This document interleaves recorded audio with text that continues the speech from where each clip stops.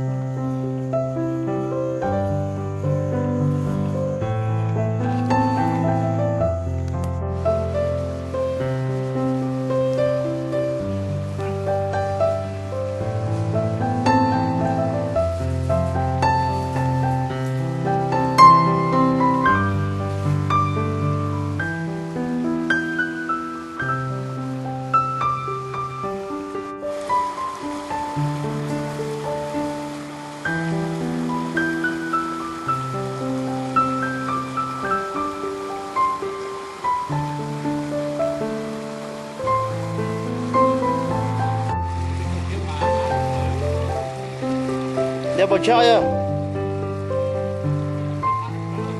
chơi tàu ôi chơi à cũng chỉ là rồi nhá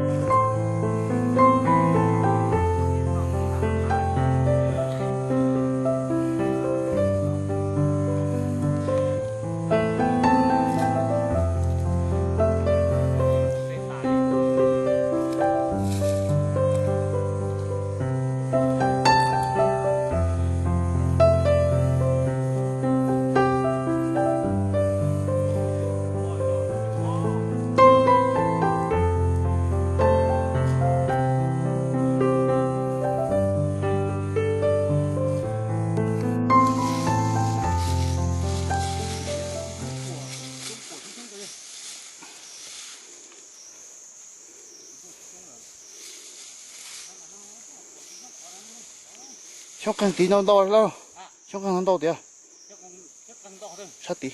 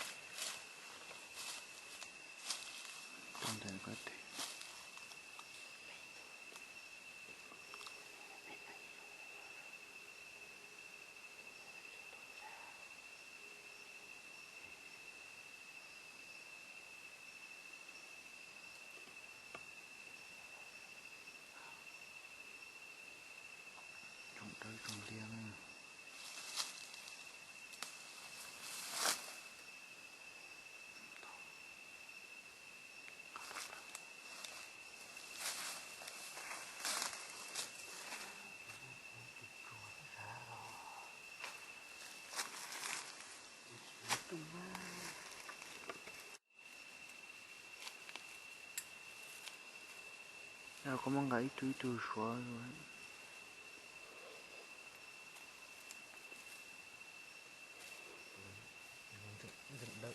Rụng đơn mà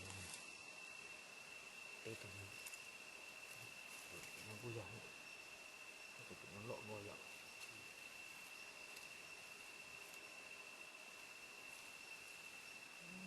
đúng rồi nó trâu tù nó có đi có tao rừng tài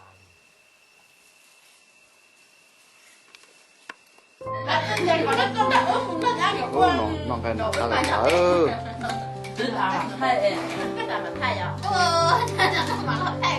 đâu chọn thì gia lo rồi cũ đó à nhớ nó khó con mẹ có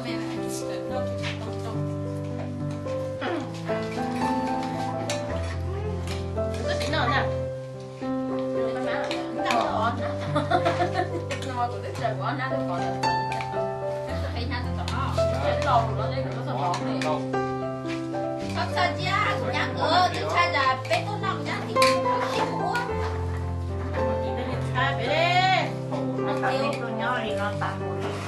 ui nếu có nhau cho tay gì nên chỉ tìm mỏ chẳng tay để nếu thật sao tay để cỡ cho nó bé sẽ là để đâu đến bây giờ hai anh chị đã chân trọng lâu nãy mình cho ta lâu trời con đợi nhìn nhiều tay rồi cái gì mà đi ăn đi không này chỗ ăn thì đem qua đây cũng tao bé thôi bé chị hai đứa đã bé mà này tao nó là bé yêu tao mà bé tao nó là tao con mà không biết không vừa tay có chẳng hai người chơi chưa không tiếp vậy cho nên giờ lấy món thôi em tiếp vậy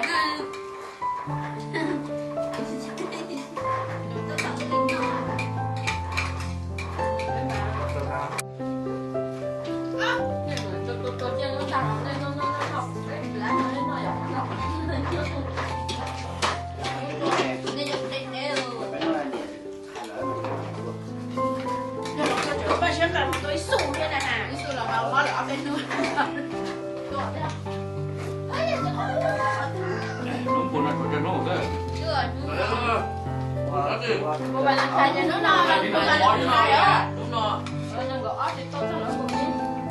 Cô bạn làm thay cho nó no. cái là chị cho Nó biết xong cô gõ cho nó thay để dành.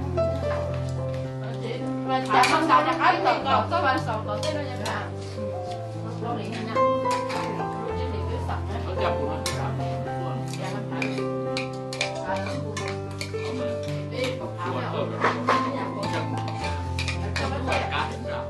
Bên kia, bên chân thôi hả? Đúng rồi, phải cùng lắm, không phải. Dạ. Có cha, tụi anh cha nó ta bắt con là người gì là phép con chơi là đi phải trong nước nha. Nó chơi nó đi nó đi nó trả tội.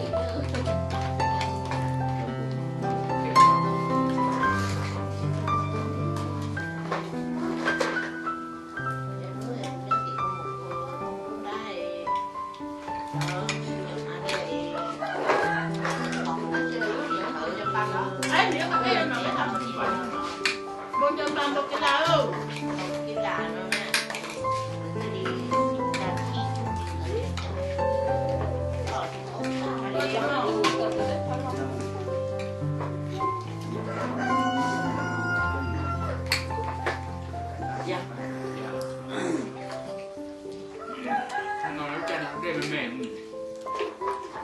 mẹ mình để ba mấy tiền nhé mẹ một khăn cửa cái này cũng phải chưa bé mà nó có à đợi đến khơi của lá bé mà nó có bé mà không không nó tổ tét ăn tiêu